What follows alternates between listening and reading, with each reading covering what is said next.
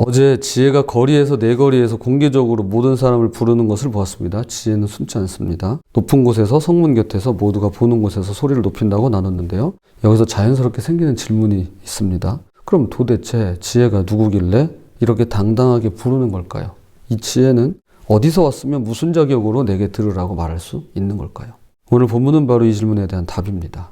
사실 우리는 정답을 다 알죠. 왜냐하면 지금 성령 시대를 살아가고 있으니까. 그러나 그걸로 살면 좋겠는데 그게 쉽지 않다는 거.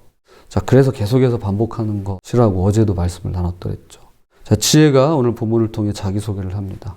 듣다 보면 정말 놀라운데요. 이 시간 두 가지로 함께 살펴보도록 하겠습니다. 첫 번째, 만물보다 먼저 계셨습니다.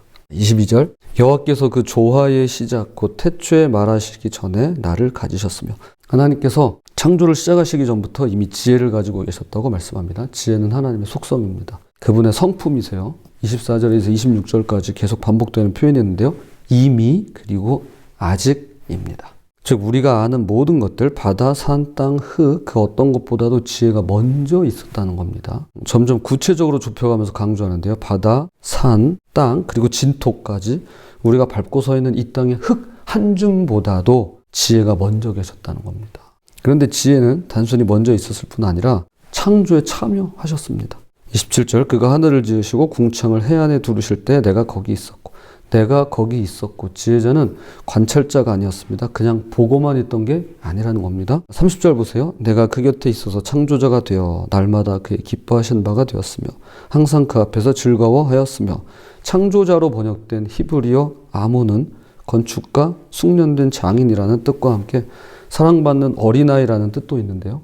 어느 쪽이든 하나님과 지혜의 친밀함을 보여줍니다. 아버지와 함께 일하는 건축자 아들처럼 또는 아버지 품에 안긴 사랑스러운 자녀처럼 말이죠. 이어서 말씀합니다. 31절, 사람이 거처를 땅에서 즐거워하며 인자들을 기뻐하였느니라. 지혜가 사람을 기뻐하신답니다. 지혜는 우리를 기뻐하세요. 이걸 꼭 기억했으면 좋겠습니다. 우리를 위한 땅을 만드시면서 우리를 기뻐하셨습니다. 태초에 대한 이야기가 성경 곳곳에 나오는데요. 욥기 38장 4절에 내가 땅에 기초를 놓을 때 내가 어디 있었느냐. 이거 욥에게 하시는 말씀이죠. 욥아, 너가 거기 있었느냐? 욥이 없었다는 거죠. 우리는 그 자리에 없었습니다. 그러나 지혜는 거기 계셨습니다. 시편 104편 5절 24절, 땅에 기초를 놓으사 여호와여 주께서 하신 일이 어찌 그리 많은지요. 주께서 지혜로 그들을 다 지으셨으니. 하나님은 지혜로 세상을 지으셨습니다. 창조 자체가 지혜의 작품입니다. 지혜는 갑작스러운 것이나 요즘 널리 알려진 것이 아니라 처음부터 존재했는데요.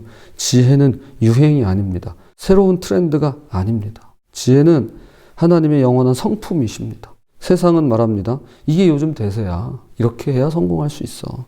유튜브 알고리즘은 성공한 사람들의 비법을 보여줍니다. 자기계발서는 새로운 방법론을 제시합니다. 그런데 3년만 지나도 1년은 너무 짧고요. 3년만 지나도 또 다른 방법이 나와 있습니다. 트렌드는 매번 바뀌기 때문이죠. 그러나 하나님의 지혜는 태초부터 변하지 않습니다. 정직, 성실, 겸손, 사랑 등 이것들은 결코 유행이 아닙니다. 그래서 사람들이 과학이 발달하기 시작했을 때, 그러니까 산업혁명 이후에 그 당시에 이제 종교는 이제 사라질 거야 라고 하는 의견들이 많았습니다. 기독교는 이제 사라질 거야 이렇게. 그러나 트렌드가 아닙니다. 이거는 유행이 아닙니다. 그래서 교회는 옷은 바꿔 입을 수 있지만 계절에 따라, 그러나 교회는 여전히 교회다. 그리고 우리의 신앙도 문화에 따라 또는 상황에 따라 변할 수는 있지만 신앙은 여전히 신앙이다. 믿음은 여전히 믿음이다. 정직, 성실, 겸손, 사랑 등 이것들은 결코 유행이 아닙니다. 주님이 우리에게 주신 이 귀한 덕목들은 유행이 될 수 없습니다. 산이 세워지기 전부터, 바다가 생기기 전부터 있었던 진리이며 지혜입니다. 자, 두 번째입니다. 생명을 넣는 초대입니다. 몇 해 전에 한 인터넷 경매 사이트에서 워렌 버핏과의 오찬이라는 경매가 진행됐습니다. 아마 기억나시는 분들 계실 거예요. 그런데 경매가가 자그마치 40억 3천만 원에 낙찰됐습니다. 낙찰받은 사람의 이름 공개되지 않았고요. 낙찰자는 친구를 7명까지 초대할 수 있었으며 버핏 회장과 뉴욕 맨하튼의 한 스테이크집에서 3-4시간 동안 식사를 하면서 그의 다음번 투자 계획을 제외한 모든 질문을 던질 수가 있었습니다. 한번 생각해 보세요. 워렌 버핏이 누구기에 그와 함께 식사를 하는데 40억까지 낼 수 있는 걸까요? 40억까지 주면서 그와 식사하려고 하는 이유가 뭘까요? 나는 돈이 너무 많아. 그래가지고 하진 않았을 거 아니에요. 돈을 쓸 데가 없네? 그러진 않았을 거 아니에요. 버핏은 투자의 귀재로 알려진 인물로서 2017년 기준입니다. 세계 부자 2위에 해당하는 756억 달러, 한화로 환산하면 82조 원의 재산을 가지고 있습니다. 와우. 사람들이 그에게 열광하는 이유는 그가 투자하는 곳에 투자할 경우에 돈을 벌 수 있기 때문입니다. 즉 그의 말을 귀담아 듣기 위함입니다. 그래서 40억을 주면서까지 식사하는 거예요. 3-4시간 동안. 그런데 오늘 본문은 이렇게 말씀합니다. 32절. 아들들아 이제 내게 들으라. 내 도를 지키는 자가 복이 있느니라. 내게 들으라. 투자의 지혜를 듣는데 40억을 내는 세상에서 태초부터 계셨고 만물을 지으신 창조주의 지혜가 지금 우리를 부르고 계십니다. 나에게 들어라. 그것도 값없이 누구에게나 날마다 말이죠. 버핏의 조언을 듣는다고 성공이 보장되는 것은 아닐 것입니다. 시장은 변하고 경제는 요동치니까요. 실제로 그 역시 실패한 투자가 있었더랬죠. 그러나 보세요. 35절. 대저 나를 얻는 자는 생명을 얻고 여호와께 은총을 얻을 것임이니라. 이것은 투자 수익률이 아닙니다. 생명이고 은총입니다. 영원한 것입니다. 제가 잠언을 시작할 때부터 마음에 늘 품고 있던 내용이에요. C.S. 루이스의 글을 잠시 인용하도록 하겠습니다. 여러분이 바위를 연구하는 지질학자라면 스스로 바위를 찾아 나서야 합니다. 바위는 제 발로 찾아오는 법이 없고 여러분을 피해 도망치는 법도 없습니다. 주도권은 전적으로 여러분에게 있습니다. 바위는 여러분을 도울 수도 없고 방해할 수도 없습니다. 그러나 여러분이 동물학자로서 자연 서식지에 사는 야생동물의 사진을 찍고자 한다고 합시다.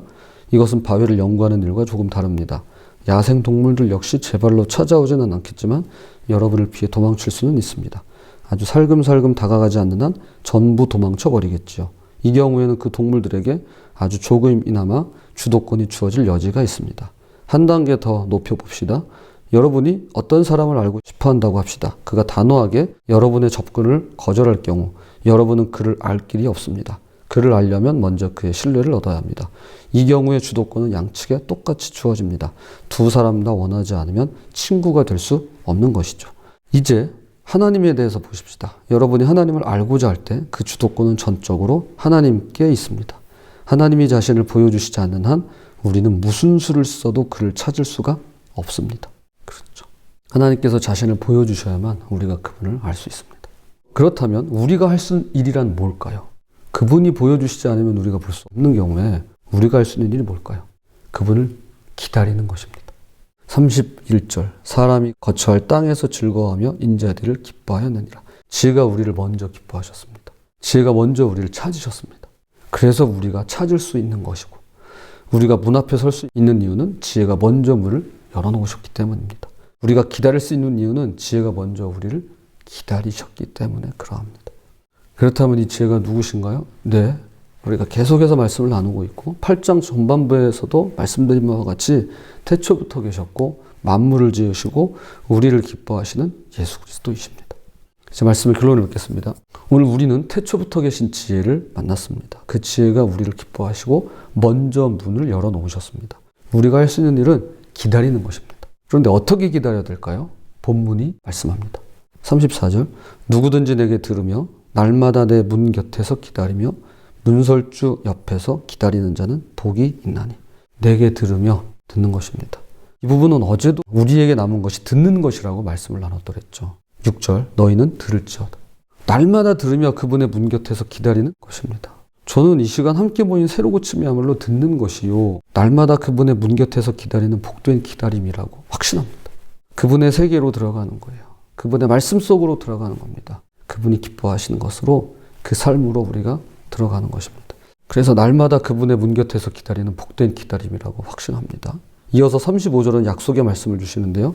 대저 나를 믿는 자는 생명을 얻고 여호와께 은총을 얻을 것임이니라. 생각해보면 우리가 할 수 있는 일이 그리 많지 않습니다. 우리는 태초에 없었고요. 창조에 참여하지도 못했습니다.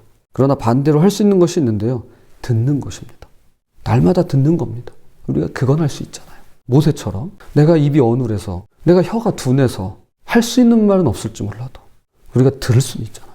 제가 늘 하는 말이 제가 들어드릴 수는 있습니다.